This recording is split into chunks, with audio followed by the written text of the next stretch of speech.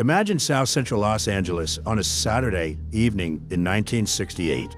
A long stretch of city street has been closed, and roughly 10,000 spectators crowd the sidewalks.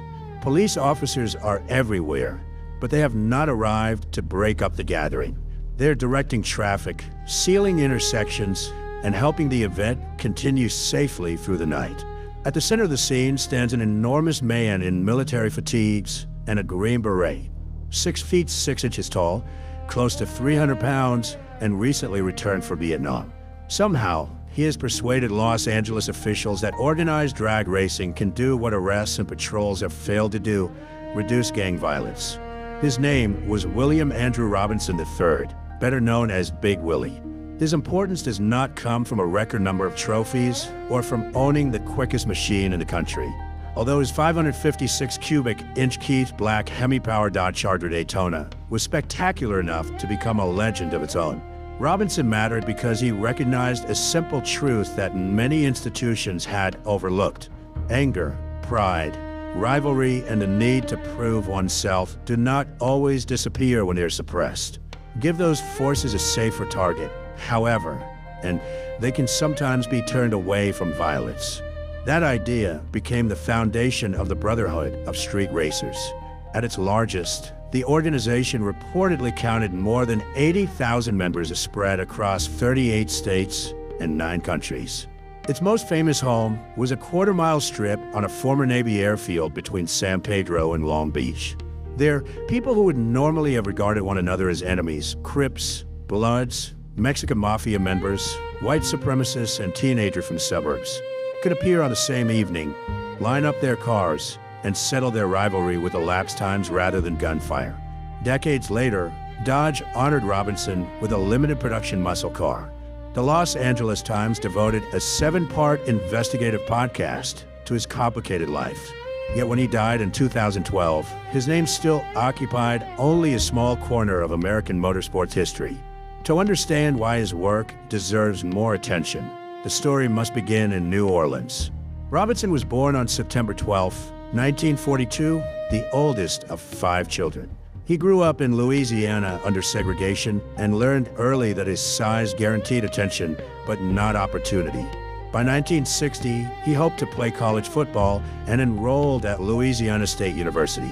LSU did not allow him onto the team, and race was the deciding factor.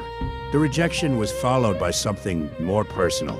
One day, Robinson returned from class and discovered that the 1953 Oldsmobile 98 his father had given him had been vandalized. Its lamps and windows were smashed and its tires cut. The message from white students who resented his presence was unmistakable. He left Louisiana, headed west, and did not return. A moment of humiliation in a university parking lot became the first step toward everything he would later build in California. In Los Angeles, he attended UCLA, acquired a 1957 Oldsmobile, and entered the illegal racing culture that ran through East Los Angeles and South Central during the early 1960s. The races were noisy, dangerous, and unlawful, but they also created intense loyalty and community. Robinson became known not only because he was competitive behind the wheel. His confidence, physical presence, and ability to command a crowd made him impossible to ignore. In 1964, the Army drafted him. Robinson later said that he served in Vietnam as a Green Beret and was among the first black soldiers in that formation. That part of his account has never been independently established, so remains one of several places where documented history and Robinson's own mythology overlap. What is clear is that he served and returned to civilian life with a medical discharge in 1966. The Los Angeles he came home to have been transformed. The Watts Uprising of 1965 had left 34 people dead, more than 1,000 injured, and approximately $40 million in property damage. The community remained traumatized while factories closed and employment disappeared. Public investment in American cities was also moving toward a steep decline. Federal support represented about 18% of municipal budgets in 1977, but only around 2% by 1985. This was not a mild reduction. It was the withdrawal of an entire layer of urban support. as jobs and institutions vanished. Street organizations increasingly supplied young people with belonging, protection, and identity. The Crips had not yet formally emerged when Robinson returned. They developed around 1969. The Bloods followed in 1972. Robinson watched the conditions forming around him and noticed that gang conflict and street racing drew upon many of the same emotions: reputation, competition, loyalty, excitement, and the desire to demonstrate courage. The critical difference was where those emotions were directed.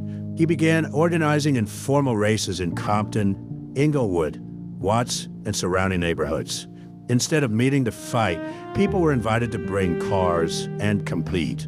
A 1966 article in the Los Angeles Times West magazine described Robinson promoting races near 43rd Street and Vermont Avenue. It is the earliest major press account of his activities. The police also noticed him before the Brotherhood became a formal institution. Officers initially attended in plain clothes to observe what was happening. They discovered that the neighborhoods around Robinson's events often became calmer rather than more dangerous. When a race drew the crowd, other confrontations diminished. The connection was visible enough that the department eventually chose cooperation over suppression. By 1968, Captain Frank Beeson and other Los Angeles police officers were helping close mile-long portions of public roadway so that Robinson's group could race through the night. The first officially supported gathering attracted more than 10,000 people, and the second reportedly brought twice as many.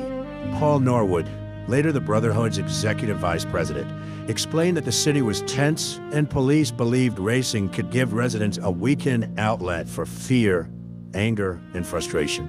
The fact that the LAPD reached this conclusion is remarkable.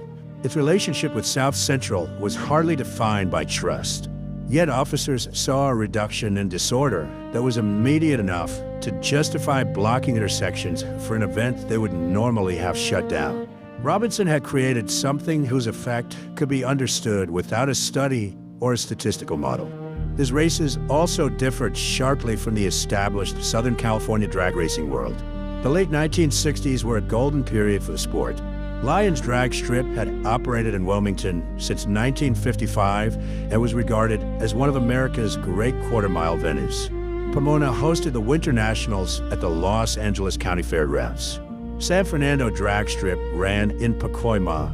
Orange County International Raceway operated in Irvine, and more than 20 facilities existed across the region at various times.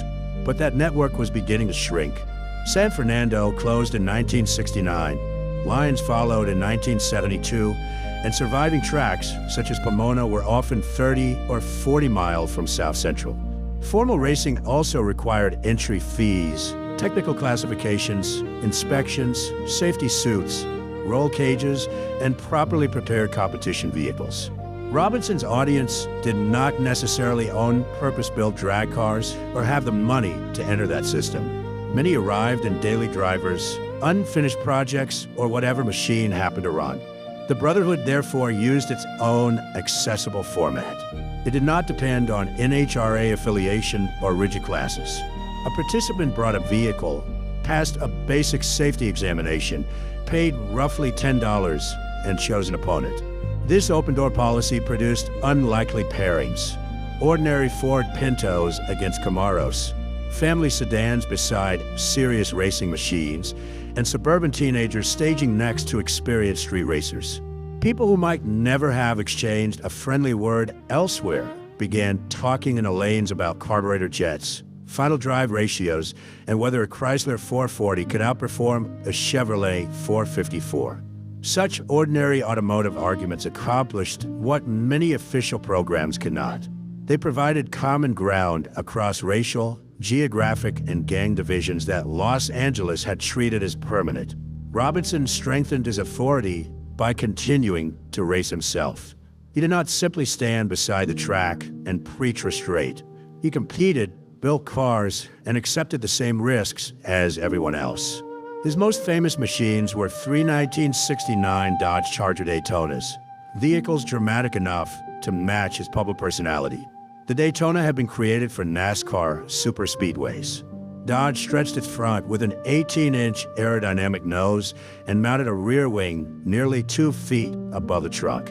Its shape helped Buddy Baker become the first driver to exceed 200 miles per hour officially in a production-based automobile at Talladega in 1969. Only 503 street examples were manufactured to satisfy homologation requirements. Robinson acquired 3. His signature orange Daytona had originally been painted R4 red. It was later fitted with an all-aluminum 556 cubic inch Keith Black Racing Hemi and a B&M clutch flight, a competition conversion of Chrysler's Torque Flight automatic transmission using manual control. The body was acid-dipped to remove metal and reduce mass, an unusually aggressive technique for a car derived from street model. Under the fiberglass hood, an African elephant motif referred to the engine's displacement, while the rear stripe identified the car as the King. Brotherhood in Keith Black emblems covered the body, turning it into a rolling declaration of Robinson's program. The green Daytona belonged to Tamiko Robinson, formerly Tamiko Smith. She was not a decorative partner who merely attended races with her husband. She helped establish the Brotherhood, raced actively, and handled much of the planning, paperwork, and logistics that kept the organization alive, while Willie worked crowds, politicians, police, and sponsors.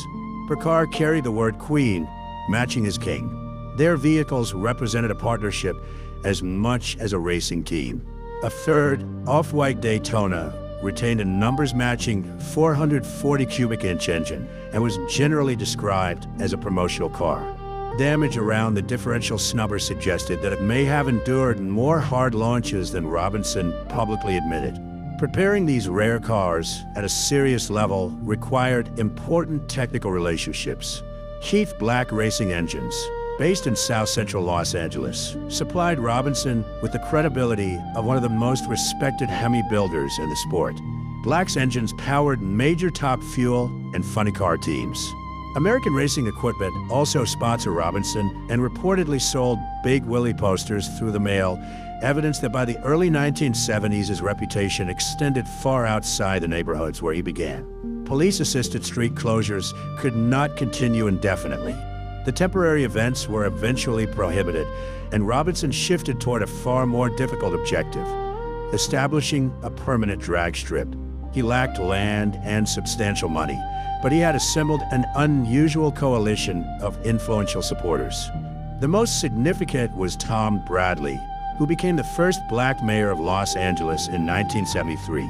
Bradley understood Robinson's purpose and supported the effort to give the Brotherhood a stable home.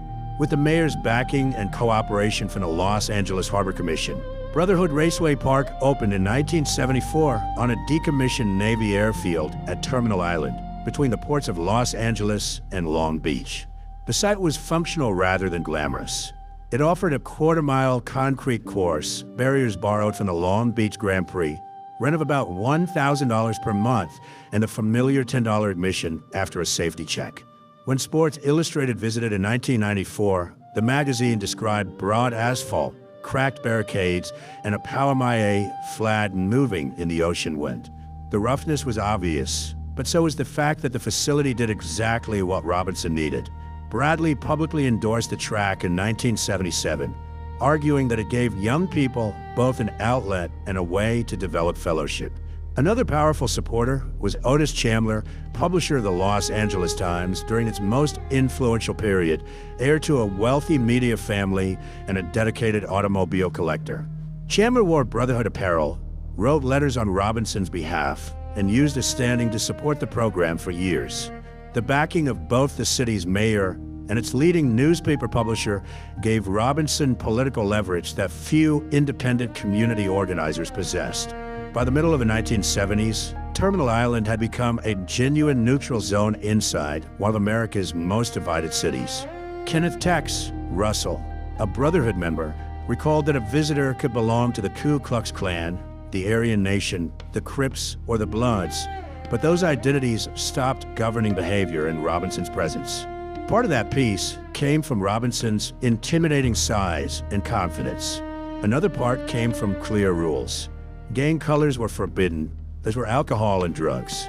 Members pledged to drive responsibly and avoid violence not only at the track, but while traveling to and from it. The strongest control, however, was personal. Robinson knew gang leaders throughout Los Angeles and secured their commitment to keep gatherings peaceful. Those leaders had reputations invested in promises they had made directly to him. Robinson said senior gang figures told him that if he supplied a place where people could race, socialize, and enjoy themselves, they would help him preserve order. Crips co-founder Stanley "Tookie" Williams is documented as having attended Brotherhood events. Norwood remembered Robinson approaching armed rivals who appeared ready to kill each other and persuading them to lower their weapons. The method was not a bureaucratic procedure that could be followed from manual. It depended heavily on Robinson's individual authority. He also confronted racism from parts of the wider racing community. Fabian Arroyo recalled people using racial slurs to Robinson's face. Rather than answer with equivalent hostility, Robinson often responded with patience and unexpected kindness. Repeating the restraint over many years in a city filled with racial tension required a level of discipline that was as important as his physical courage. By the 1990s, cooperation with law enforcement had developed further. Los Angeles County Sheriff Sergeant Bill Chafin, a SWAT officer and professional racer, formed an official partnership with Robinson in 1994 to use drag racing as a method of reducing violence. Chafin later produced a short documentary about their work. Former LAPD Chief Bernard Parks credited Robinson with removing young people from dangerous streets, while also noting that prevention is difficult to measure because saved lives and avoided crimes never appear in statistics.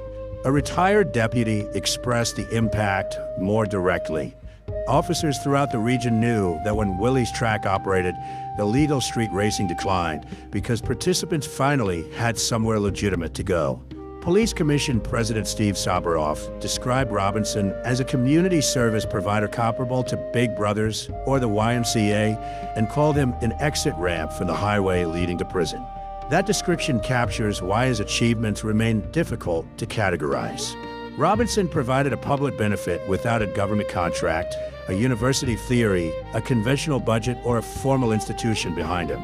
He acted because experience had shown him what worked and because the survival of people in South Central mattered to him. The Brotherhood's growth to more than 80,000 members in 38 states and 9 countries came largely through personal travel and word of mouth.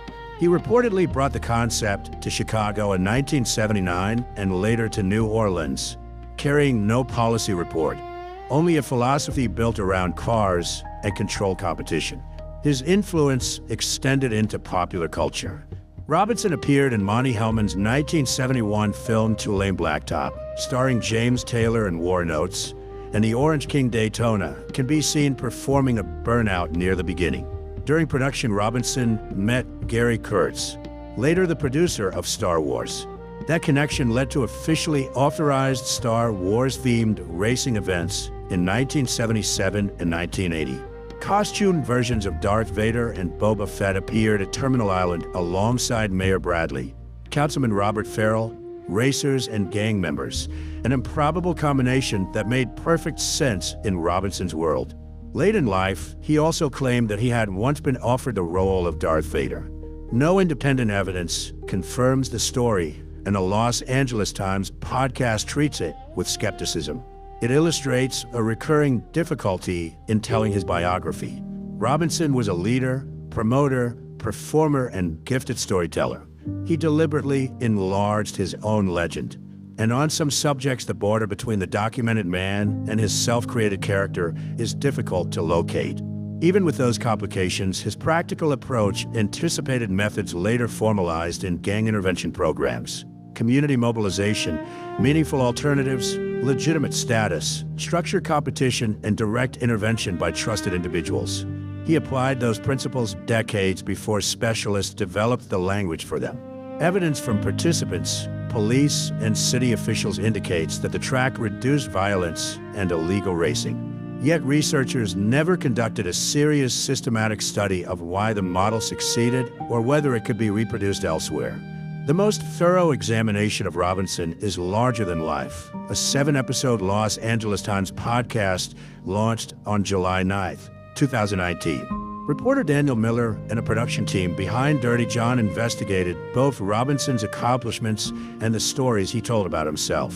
The series does not treat him as a flawless hero. Its 5th episode introduces a major revelation, while the final episode considers the consequences of building one's life around a legend. Anyone seeking the fullest available portrait must take those contradictions seriously.